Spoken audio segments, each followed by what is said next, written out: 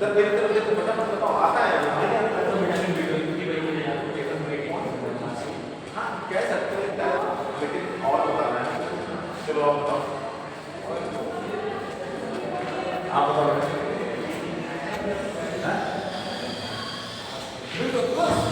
चलो आप बताओ B6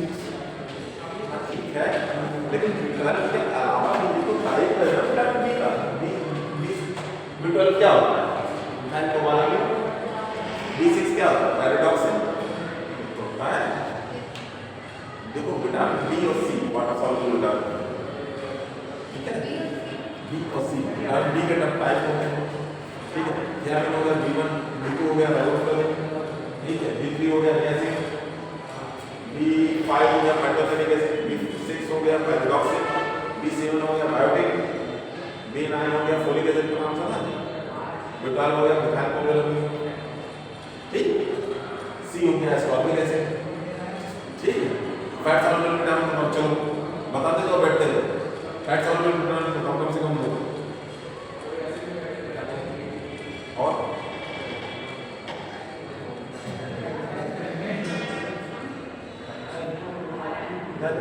बता दिया फैट सॉल्युबल विटामिन कैसे हो जाएगा आपको भी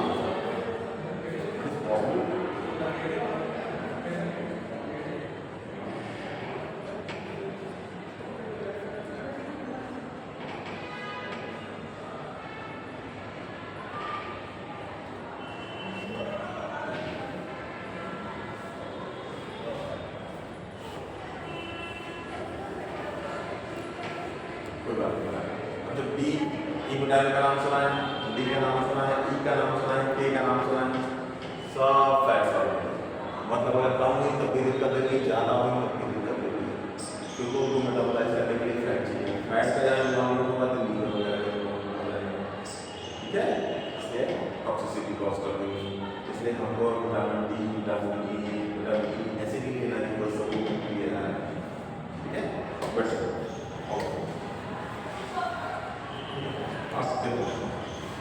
vitamin and mineral definition and classification fat soluble and water soluble vitamin देखो इन लोगों ने बात की है मैक्रो एंड ट्रेस मिनरल ये देख रहे हो अच्छा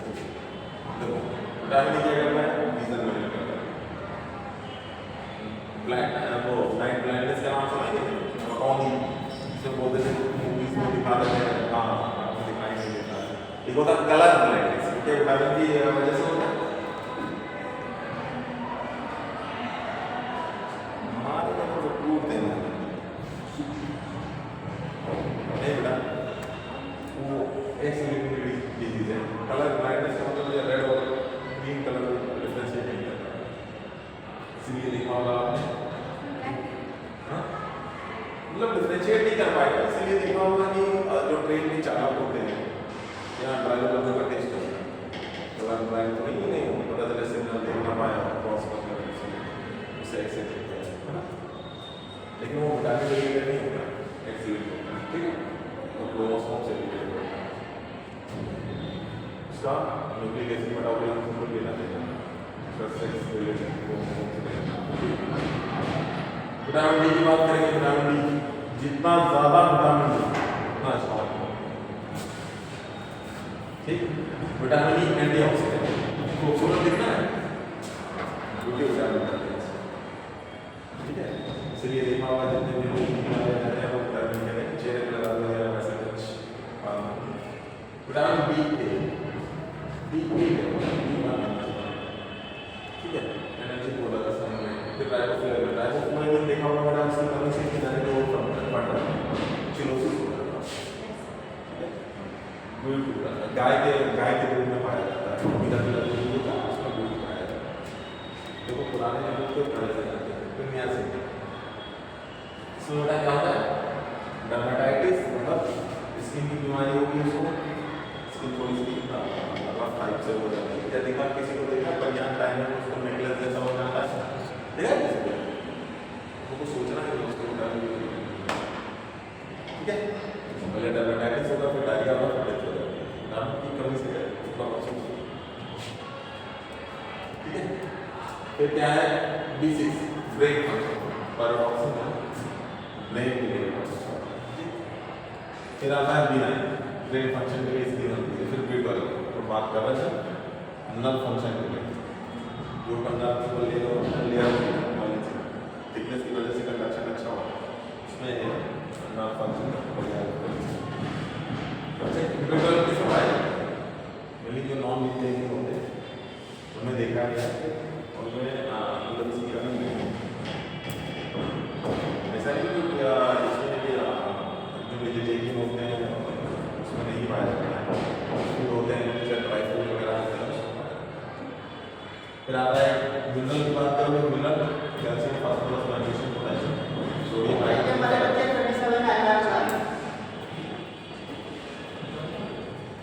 अरे यार हम लोगों को आगे का बढ़ा दिया चलो देखो बेटा फैट सॉल्युबल में आपने A D E K उसी का हमने दिया है ये का मतलब रीजन से रिलेटेड है। अच्छा प्रोडक्शन भी विटामिन ए का होगा ठीक है। बोन हेल्थ में इम्यून सिस्टम में हाँ एक चीज़ और याद रखना रीजन के अलावा भी विटामिन का होता है इसलिए जब हम बच्चे को टीका लगाते हैं रीजन ठीक है इसके साथ विटामिन भी देते हैं बहुत से लोग वैक्सीनेशन के टाइम पे नहीं मिलाना चाहिए 17 लाख के वैक्सीनेशन देते हैं। फिर डी की बात करें विटामिन डी बोन से रिलेटेड। फिर की बात करें वाटर सॉल्युबल विटामिन की बात करेंगे तो बी एंड सी ठीक है इससे जो रिलेटेड डेफिशिएंसी डिसऑर्डर होंगे ठीक है। मिनरल माइक्रो ट्रेस एलिमेंट ये mineral micro trace element calcium phosphorus bone के लिए रिक्वायरमेंट होता है हीमोग्लोबिन के लिए आइडेंटिफाई थायराइड फंक्शन के लिए होती है पोटेशियम डायमेंट ठीक है। लेबोरेटरी असेसमेंट डालना है मिनरल सीरम में डालने लेवल देखेंगे कैल्शियम फास्फोरेट एस्टिमेशन करेंगे आयरन स्टडीज करेंगे क्लिनिकल सिग्निफिकेंट होता है और कैल्शियम जिसको कम होगा जाहिर सी बात है उसको स्टेरॉइड्स वगैरह वो भी जरूरी है वो। फिर hormonal regulation of metabolism hormonal regulation of metabolism इसमें क्या होता है endocrine control of metabolism anabolic metabolism anabolic मतलब कुछ चीज़ का बोलना सब लोग मेटाबॉलिज्म ब्रेक करना तो इसमें हम लोग का हुआ पैंक्रियाज से आपका सिग्नल होता है अल्फा एंड बीटा सेल्स ठीक है। अल्फा से क्या होता है ग्लूकेगोन बीटा सेल से क्या होता है पैंक्रियाज में इंसुलिन क्या करता है डिक्रीज करता है ब्लड ग्लूकोज को ग्लूकेगोन क्या होता है इंक्रीज करता है रोल होता है कार्बोहाइड्रेट डाउन ठीक है।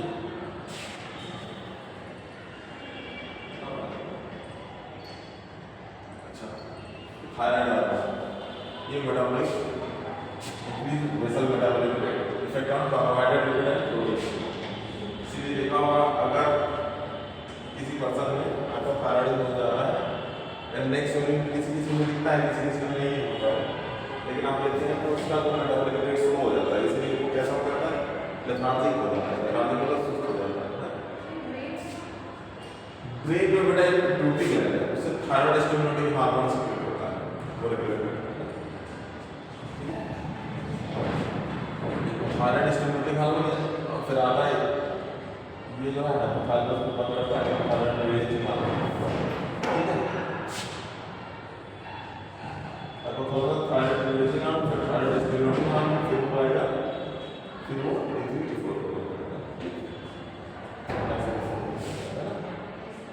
ये देखो थायराइड रिलीजिंग हार्मोन है तो डिटेक्ट किया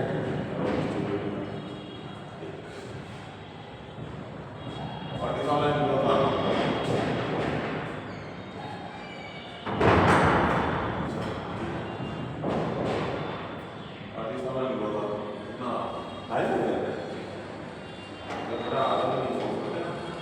कार्टिसोल स्ट्रेस हार्मोन होता है ठीक है। इतना स्ट्रेस में होगा तो कार्टिसोल बढ़ेगा तो क्या करता है इसमें ज़्यादा ब्लड फ्लो बढ़ा देता है इसलिए देखोगे जो डायबिटिक पेशेंट होते हैं उसमें ज़्यादा स्ट्रेस कॉमन रहता है।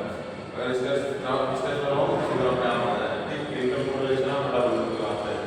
इंपॉर्टेंट ऑफ मेटाबॉलिक रेगुलेशन की बायोकेमिकल सिस्टम दी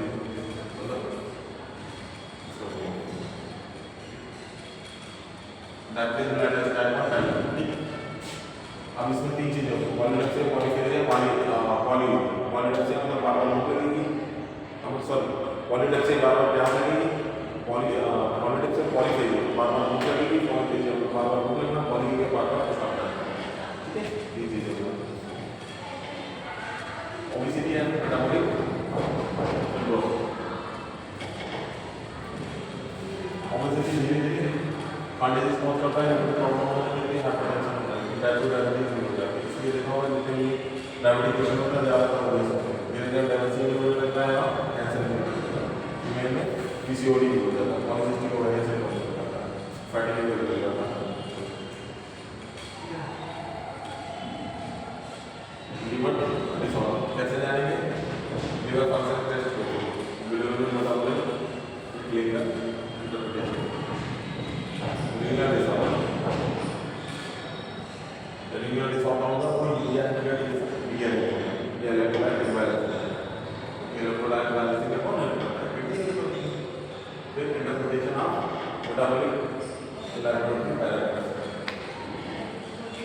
कैसे मेटाबॉलिक इलेक्ट्रोलाइट पैरामीटर